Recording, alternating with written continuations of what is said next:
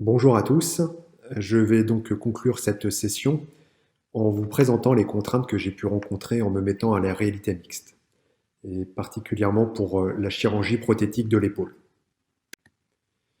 Alors j'essaierai d'être le plus objectif possible, même si j'ai pour conflit d'intérêt d'être consultant pour la société Stryker Wright, et plus particulièrement pour le développement de leur solution de réalité mixte.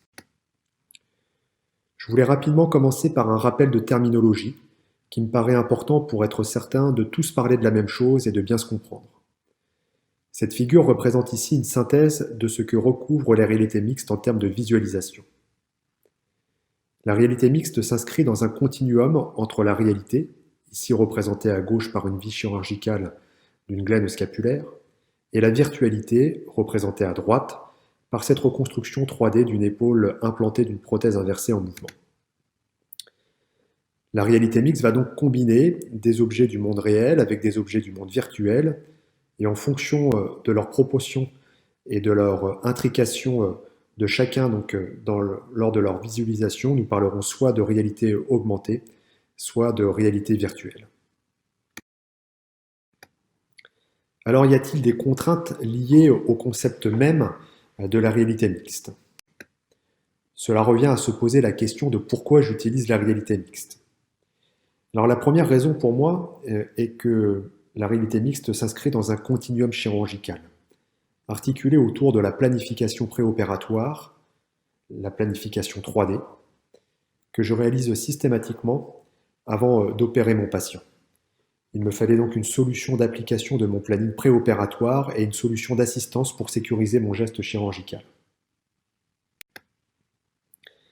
De cette première justification découle une deuxième raison d'utiliser la réalité mixte, c'est qu'elle offre à mon sens plus d'avantages et de perspectives à terme que de contraintes d'utilisation, et qu'elle répond même en fait aux contraintes des autres technologies déjà disponibles telles que les PSI ou la navigation. Alors sans faire de procès à charge, je pense que la précision et la reproductibilité du planning préopératoire seront aussi bonnes avec la mixed reality qu'avec les autres technologies. Je pense même en fait que la réalité mixte c'est une technologie sans limite, limitless. L'information ne sera pas limitée à un positionnement de broche. On pourra avoir encore davantage d'informations autour de l'humérus, du fraisage. On pourra avoir même combiné d'autres technologies avec. Et finalement, c'est une technologie autour de laquelle il sera possible de communiquer, de partager de l'expertise, et de surcroît avec un coût financier limité. Donc au final, je pense que la réalité mixte va permettre une démocratisation de l'expertise, du savoir chirurgical, mais également une démocratisation du soin pour l'ensemble de nos patients. La chirurgie personnalisée sera accessible à tous les patients, par tous les chirurgiens, et ceci grâce donc à la réalité mixte et aux outils de son application tels que le casque HoloLens. Donc y a-t-il des contraintes liées au concept? Moi je n'en vois pas de mon avis. Alors ensuite, y a-t-il des contraintes liées à la pratique? Alors il faut bien se rendre compte qu'actuellement, la réalité mixte, elle est utilisée au bloc opératoire pour avoir simplement une visualisation per-opératoire du planning préopératoire. C'est donc de la réalité virtuelle. Cela reste donc limité. Et pour moi, en fait, c'est la principale contrainte que j'y vois actuellement dans mon utilisation. J'aimerais avoir davantage d'informations qui correspondraient véritablement à ma situation réelle. Alors, il faut savoir garder patience parce que finalement, ce qui m'intéresse, c'est l'aide au guidage glénoïdien et cela va bientôt être disponible, comme ça l'est en fait donné par la navigation et le PSI. Et en fait, on va bientôt avoir un affichage instantané en temps réel et de façon précise, donc une précision de temporalité et de spatialité, des informations holographiques sur la situation réelle lorsque je serai en train d'opérer. Là, actuellement, on est plus confronté à des contraintes de développement, mais cela concerne davantage en fait les ingénieurs que moi-même en tant que chirurgien. Alors sinon, est-ce qu'il y a d'autres contraintes dans cette application actuelle de la réalité virtuelle par la visualisation simple? Pour la préparation de mon intervention, je n'en vois pas. Effectivement, je peux faire ma planification et procrastiner en fait jusqu'à 15 minutes avant l'intervention quand j'utilise la réalité virtuelle. Alors que si je suis dans l'utilisation d'un PSI, Il faut que je prenne un petit peu les devants 2 à 3 semaines avant l'opération. Donc je ne vois aucune contrainte supplémentaire, voire même des avantages à l'utilisation de la réalité virtuelle. Ensuite, pour l'utilisation du casque lui-même, est-ce que c'est contraignant? Ben non, pour moi non, parce que c'est ergonomique, c'est léger.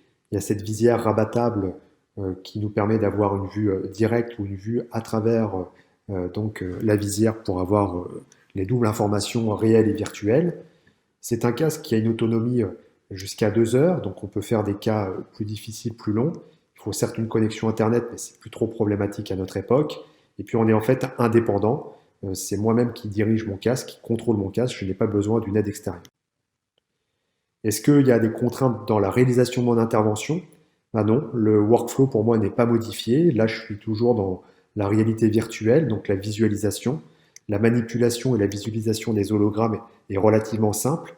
Je pense qu'il faut même presque profiter de ce temps de réalité virtuelle pour prendre en main la manipulation et le déplacement des hologrammes. Donc c'est un entraînement, mais au bout de quelques chirurgies, cela devient fluide. Par contre, quand on va passer à la réalité augmentée, donc avec véritablement l'étape de guidage, il va y avoir une étape supplémentaire dans le workflow chirurgical, ce sera le placement des marqueurs. Mais je ne crois pas que ça sera en fait un inconvénient pour avoir déjà un petit peu testé les solutions possibles. En fait, pour moi, la principale contrainte sur le plan pratique, elle est pour l'aide opératoire, pour l'apprenti chirurgien que je dois former. Vous voyez que moi j'ai un casque, lui n'en a pas. Et donc, il y a quand même des solutions possibles pour essayer de partager cette information holographique, mais ça ne fait pas manipuler en fait les hologrammes par l'aide opératoire, mais on partage au moins la solution d'assistance opératoire via un écran périphérique qui est sur une table en fait annexe. Et vous voyez là qu'il y avait un interne qui regarde la chirurgie que je suis en train de conduire à travers mon casque. Puis il y a des solutions telles que le remote assist, c'est-à-dire que c'est la diffusion de la chirurgie à distance. Là, c'était avec une chef de clinique du service qui regardait ma chirurgie et commentait ensemble ce que j'étais en train de faire. Et puis prochainement, il y aura donc la correspondance possible entre deux casques, l'un pour l'opérateur principal et l'autre pour l'aide opératoire. Et là, ça va également un petit peu changer la donne en termes de formation.